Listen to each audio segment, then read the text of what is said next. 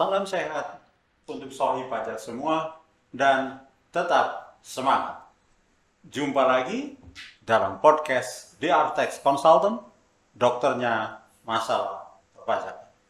Saya, Dedi Rudayadi, ditemani oleh sahabat karib saya. Selamat pagi, salam sehat, tetap semangat. Masalah pajak adalah masalah kita semua, dan podcast ini berupaya untuk membuka wawasan atas permasalahan perpajakan dan mencoba memberikan alternatif solusi dan pemecahan masalah.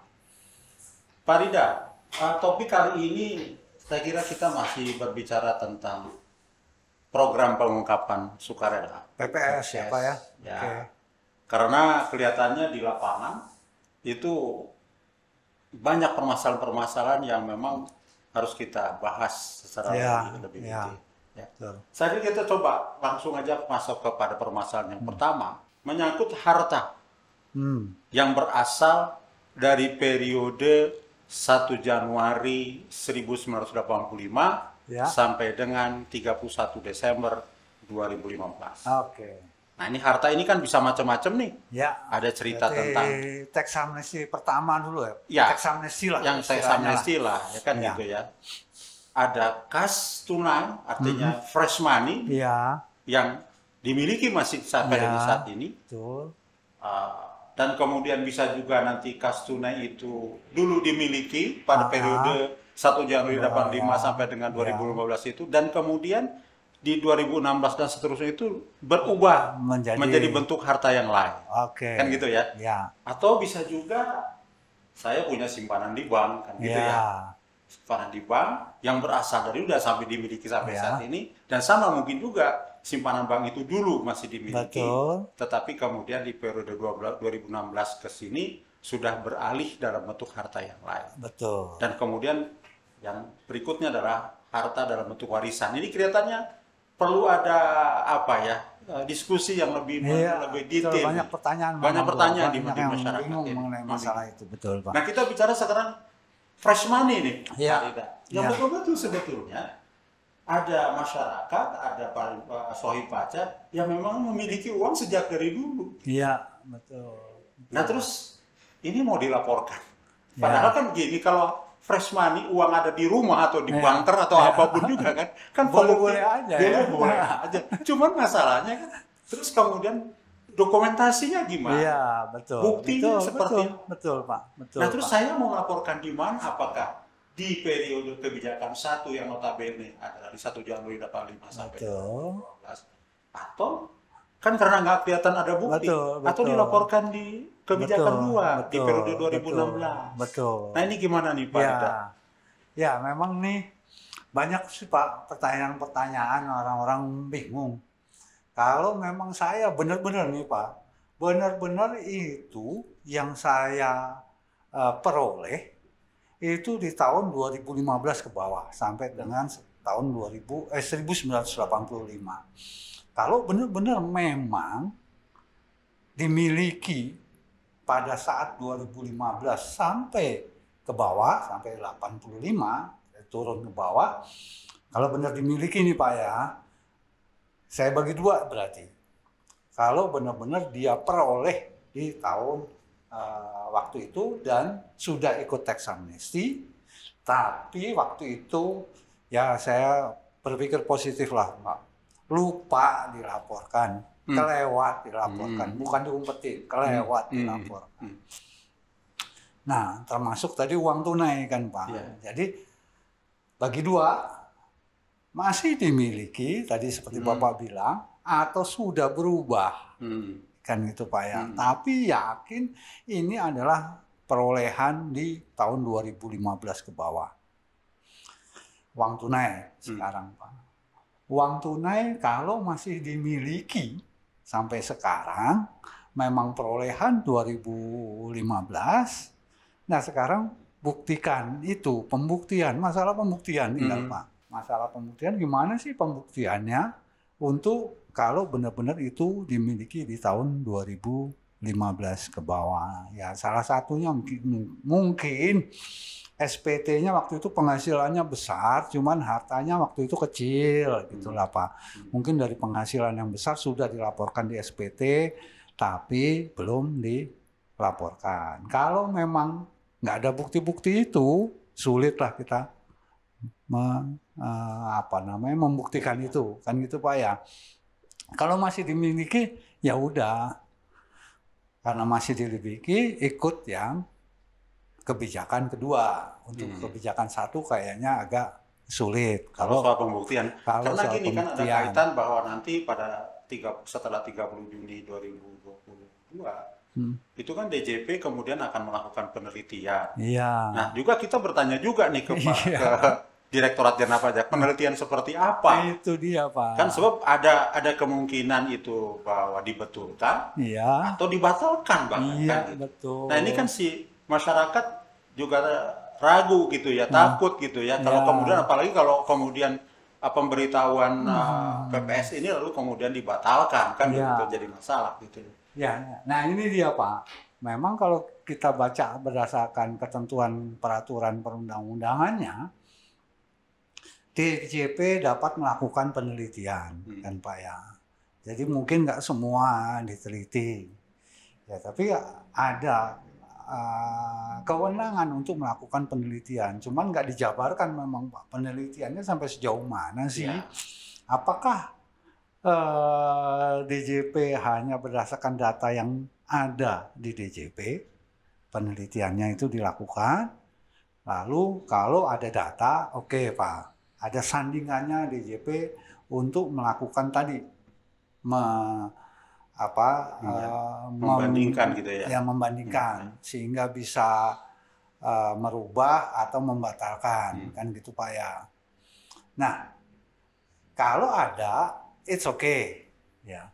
Tapi yang jadi pertanyaan, apakah DJP nanti melakukan membuat surat ke wajib pajak untuk ngasih bukti-buktinya? Ketentuannya nggak ada. Ya, penelitian itu apakah sampai ke sana? Nah, kalau DJP membatalkan misalnya yang paling ini Pak, paling paling kencang lah ya, dibatalkan itu kan resikonya buat wajib pajak tinggi. Kalau sampai dibatalkan berarti DJP punya bukti-bukti yang kuat untuk menyatakan itu. Ya. Padahal kan di formulir-formulir yang ada itu nggak dilampirkan dengan bukti. Ya. Kan masalahnya cuma di situ Pak. Ya. Nah sedangkan tadi kalau dia namanya penelitian, baru akan dilakukan klarifikasi, kan gitu Pak ya, kalau disarankan akan dilakukan klarifikasi kepada wajib pajak yang bersangkutan kalau ada kurang bayar atau lebih bayar setelah dilakukan penelitian oleh DJP. Atau salah tulis, salah hitung, kan itu saja. Salah tulis atau salah hitung atau hartanya ternyata harta tahun sebelumnya nggak cocok. Ya. Atau ada pencabutan tapi belum dicabut, ya. Kan gitu Pak ya. Artinya akhirnya DJP bisa menghitung kurang atau lebih bayar, kan gitu Pak. Dan minta klarifikasi. Baru minta klarifikasi sehingga ini kalau dicabut berarti ada lebih bayar, atau dibatalkan berarti ada lebih bayar akibat hitungan DJP, makanya diklarifikasi gitu Pak. Iya, jadi memang Pak Rida susah ya. Artinya kalau memang kita bicara tentang kas tunai, karena memang masyarakat juga tidak bisa mempunyai kecuali kalau mereka punya dokumentasi yang kuat, betul, ada catatan, ada apa yang memang benar-benar berasal dari periode 1 Januari 85 sampai dengan kalau memang kita punya keyakinan itu, ya silakan saja dilaporkan di kebijakan satu ya, artinya di periode yang 1 Januari 85 sampai 2000. Itu yang penting. Tapi kalau memang kita tidak punya itu, ya dilaporkannya mau tidak mau di periode 2016 sampai dengan 2020 kan, gitu. Kira-kira seperti itu kalau kita punya fresh money. Ya. Nah, kasus berikutnya adalah kalau kita punya fresh money di periode 1 Januari 85 sampai 2015, tapi kemudian sudah berubah bentuk hartanya, misalnya dalam bentuk harta lain, rumah lah, atau saham lah, atau apapun juga, yang memang ini sama-sama belum dilaporkan kan, gitu ya. Lalu gimana tuh cara melaporkannya, Pak Ida? Kan kalau 2 kali melaporkan tidak mungkin loh. Dulu gitu ikut kebijakan satu di fresh money, 2 kali laporkan, sementara juga hartanya dilaporkan di kebijakan kedua, kan menjadi tidak fair. Nah, terus gimana tuh? Kita kan, kalau saya Pak, kita berdasarkan peraturan perundang-undangan ada hak-hak dari wajib pajak, kan gitu Pak ya. Diberikanlah hak di situ. Kalau dia memang itu harta yang dimiliki adalah memang berasal dari tahun 2015 ke bawah, kan memang hak dia untuk melakukan ikut dalam PPS kebijakan 1 di tahun 2022 ini, kan gitu Pak ya. Nah, kan masalahnya tinggal masalah pembuktian. Kalau dia ada deposito, misalnya Pak ya, deposito atau apa uang tabungan di bank, semua kan ada bukti-buktinya kan Pak ya. Saldo di bank pada tahun 2015 ke bawah memang sebesar itu, belum dilaporkan. Terus ada harta lainnya yang memang ada bukti-buktinya bahwa perolehannya 2015 ke bawah. Nah, sekarang dialihkan. Kan gitu Pak ya.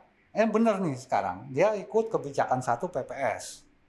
Begitu tahun 2016 atau sampai dengan tahun 2020 tadi Bapak tanya, udah beralih nih. Udah beralih jadi barang lain. Saya milih ikut ke PPS kebijakan 1 atau kebijakan 2. Gitu Pak ya. Bisa kebijakan 1, bisa kebijakan 2 ikutnya. Gitu loh Pak. Jadi kalau mau kebijakan 2 ya silakan. Artinya rate-nya akan lebih tinggi. Ya. Kalau ikut kebijakan 1 memang benar diperoleh dari tahun 2015, ya udah ikut kebijakan 1. Nah, mana memang benar Pak. Udah beralih hartanya, kan gimana dong? Kayak gitu Pak ya. Lah gimana nanti saya ngelaporinnya, jadi 2 kali ini. Masa saya ikut dua-duanya? Karena belum dilaporin juga dari 2016 sampai dengan 2020, hartanya udah beralih. Misalnya sambil contoh saya punya deposito 2015, belum ikut di dalam tax amnesty, ya sekarang saya beli harta itu di 2016, deposito beralih menjadi rumah misalnya gitu Pak.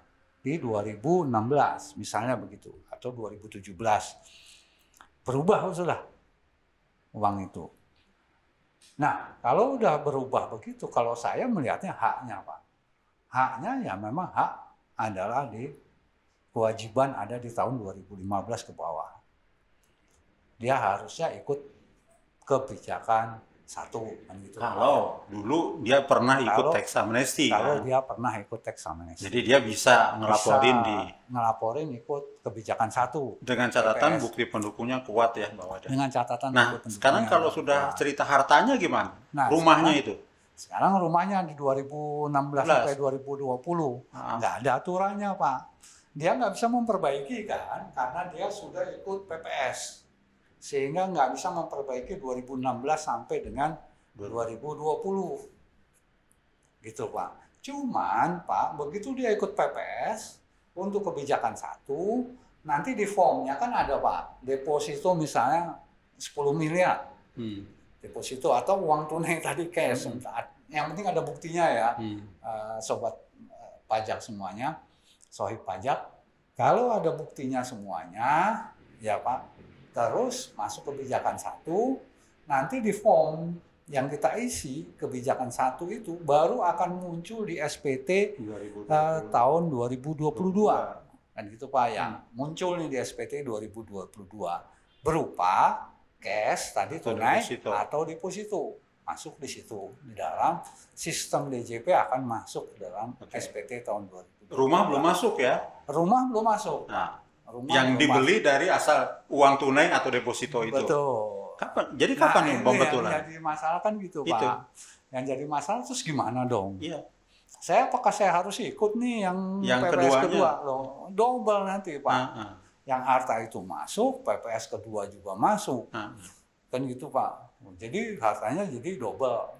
Kan nggak benar juga. Sehingga, nah ini aturannya belum ada, Pak. Aturannya memang belum ada. Memang saya juga mungkin masukan buat teman-teman di DJP. Tapi kelihatannya DJP juga ada mikirin itu, Pak. Nah, kalau bisa nanti di tahun 2023 ada pembetulan. Ada pembetulan atau ada perubahan harta. Yang penting di dalam SPT itu jumlah hartanya tetap sama. Misalnya tadi saya punya 10 miliar, saya beliin rumah sebesar 10 miliar, ya udah hartanya berubah jadi rumah tadi. Tapi di tahun 2023 nanti, ya nggak tahu nanti DJP kayak gimana aturan mainnya, Pak. Jadi kalau misalnya saya punya duit 10 miliar, lalu dilaporkan di kebijakan 1, angka 10 miliar. Dan kemudian 2016 saya beli rumah 8 miliar. Iya, betul. Misalnya ya. Betul. Jadi nanti asumsi nih, pendapat kita lah gitu ya. Jadi SPT 2023 nanti akan ada pembetulan bahwa uang tunainya 10 miliar itu tidak 10 miliar, tapi tinggal 2 miliar. Karena 8 miliar sudah dalam bentuk rumah, harta rumah. Kan gitu ya kira-kira. Bahkan udah nggak ada lagi 2 miliarnya, Pak. Oh ya, udah berkurang lah karena dibelikan apa lagi. Untuk keperluan sehari-hari atau apa gitu, Pak ya. Bisa jadi gitu, Pak. Bisa jadi begitu ya. Ya. Tapi apa jumlah total itu tidak akan lebih besar daripada apa ya? Akan nambah gitulah. Tidak akan nambah. Oke, mungkin make sense sih. Make sense. Ya, mudah-mudahan Pak. Mudah-mudahan seperti itu ya. Berikutnya ke depannya untuk jadi masalah yang demikian. Mohon perhatian kepada Bapak-bapak dan Ibu di Direktur Jenderal Pajak ya, supaya kemudian tidak ada masalah. Nah, berikutnya adalah warisan. Kita kan tahu persis bahwa harta warisan itu, ya saya dapat harta warisan di periode ini nih, di 2022. Hibah atau warisan semendala begitu, Pak ya. Yang ini kan itu kan bukan objek. Iya. Terus saya ikut PPS misalnya, padahal dikatakan di sini bahwa yang ikut PPS tidak boleh melakukan pembetulan. Betul. Dan ataupun kalau melakukan pembetulan terhadap ini dan diberlakukan undang-undang, sejak diberlakukan undang-undang, dianggap dia tidak diinikan. Tidak ya kan gitu kan gitu tidak dibetulkan kan gitu. Nah ini gimana Pak Ridha? Kalau saya misalnya Pak, perolehan hartanya warisan atau hibah itu terjadi pada tahun 2016 sampai dengan tahun 2020 gitu ya, atau bisa juga 2015 ke bawah berbentuk warisan. Karena pada prinsipnya warisan adalah harta yang atau hibah adalah harta yang tidak bukan objek pajak, kan itu Pak ya, sehingga tidak kena pajak kalau itu dilaporkan. Nah, kalau belum juga dan ikut kebijakan di PPS ini maupun kebijakan 1 atau kebijakan 2, warisan itu harusnya dilaporkannya nanti di tahun 2023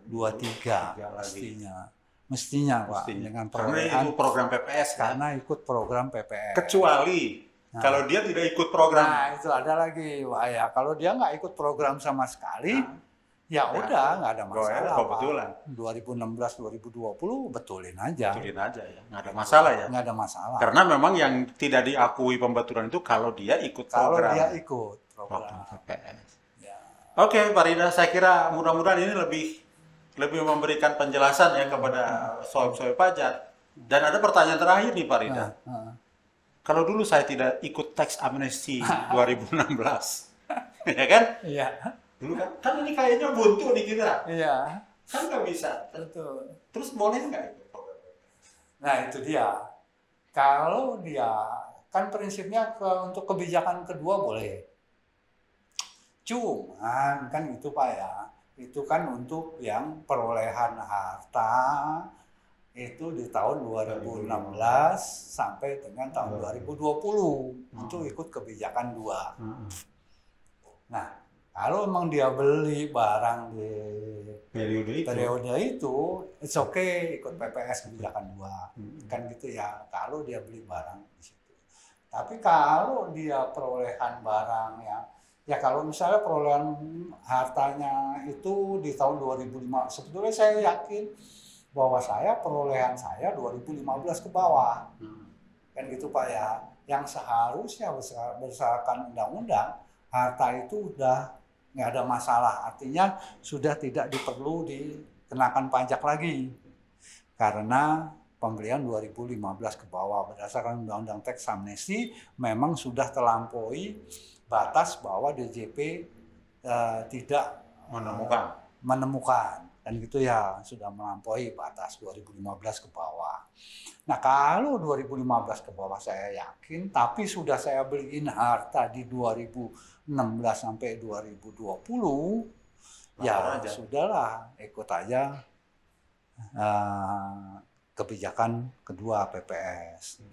Karena pada dasarnya memang perolehannya dulu belum dipajaki. Jadi kalau saya sih ya memang ada hak pemerintah lah di situ, ya udah laporkan di 2000 PPS kebijakan 2 kan gitu. Tapi kalau perolehannya 2016 sampai dengan 2020 kan. Ya kalau diperoleh 2016 sudah berubah hartanya tadi Pak. Kasus yang sudah berubah hartanya beliin ke 2016 2020. Ya udah ikut PPS. Tapi kalau harta itu memang masih tanggalnya masih di 2015 sampai 2015 dan belum dilaporkan di teks amnesti, kan nggak bisa diapa-apain Pak. Iya. Terus saya mau ngapain nih harta saya? Nah, berdasarkan ketentuan peraturan perundang-undangan, sebetulnya perbaikan SPT, pembetulan SPT itu nggak ada masalah. Ya, secara ketentuan seharusnya dilaporkan sebagai penghasilan pada saat harta itu diperoleh. Kan gitu ya Pak ya. Kalau 2012 diperolehnya, harusnya dilaporkan di SPT 2012. Cuma nanti ada perbaikan SPT terus sampai sekarang. Kan gitu ya Pak.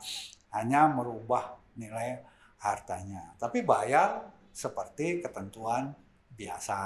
Jadi artinya tidak ikut program ini dong. Nggak ikut program jadi, ini. Tarifnya tarif normal ya. Tarifnya tarif normal. Pembetulan SPT 2020. Pembetulan ya, mekanismenya pembetulan. Mekanismenya pembetulan. Karena DJP tidak melarang Pak untuk melakukan pembetulan ke tahun-tahun ke belakang. Kalau memang dia kurang bayar. Kalau mereka kurang bayar. Kalau lebih bayar kalau dibatasi. Lebih bayar atau rugi ada batasannya. Tapi kalau kurang bayar kapan aja dibetulin, silakan aja nggak ada masalah gitu Pak. Nah cuman kan gitu Pak, ada kedaluarsa di dalam perpajakan. Kalau 2011 ke bawah, otomatis di tahun 2022 ini sudah daluarsa. Artinya pemerintah nggak akan bisa mengenakan pajak untuk tahun 2011 ke bawah. Kalau dia nggak ikut teks amnesti loh nih Pak. Kalau ikut teks amnesti otomatis secara undang-undang dibuka kembali itu Pak. Ya. Tahun 85 sampai dengan 2015 dibuka kembali, dinaikkan ke atas lagi. Ya. Sehingga nggak ada kadaluarsanya. Gitu Pak. Tapi kalau nggak ikut teks amnesti nggak ada kadaluarsanya. Ada kadaluarsanya secara undang-undang. Cuman masalahnya adalah kalaupun tetap ada kadaluarsa, saya sudah punya rumah, tapi suatu saat akan dijual kan juga jadi masalah juga. Ya memang Pak. Memang itu yang jadi problem. Jadi walaupun kita sudah kadaluarsa dulu ya, katakanlah saya punya harta, punya rumah lah, berasal dari 2011. Sampai sekarang masih punya, terus mau dijual. Ya jual aja Pak. Tapi kan nanti kena final aja. Oh, kalau rumah cuman atas penghasilannya dulu memperoleh itu ada penghasilannya belum dilaporkan udah bebas. Udah bebas, udah nggak masalah. Gitu. Nah, jadi atas penghasilannya sudah daluarsa sehingga kalaupun dijual dapat uangnya bisa dilaporkan di dalam SPT mestinya begitu. Oke, Mbak Rida. Saya kira mudah-mudahan apa yang kita diskusikan pada hari ini bisa memberikan tambahan kejelasan kepada para sohib pajak, dan nanti kita coba akan diskusikan lagi Ya. untuk hal-hal yang lain yang memang masih ada kaitannya dengan program pengungkapan supaya ini. Dan apabila para sohi pajak ingin menyampaikan masalah-masalah yang memang di luar daripada yang kita bahas, silahkan tulis saja kepada kita untuk masukan dan saran untuk kita sehingga kita bisa mendiskusikan lebih lanjut. Saya kira hari ini cukupkan dulu Pak Didan, supaya kita lebih lebih khusus, lebih spesifik kita bicaranya. Terima kasih atas atensi, dan saya sampaikan tetap semangat. Ya teman-teman sohib pajak semua, salam sehat. Tentunya kita harus tetap semangat.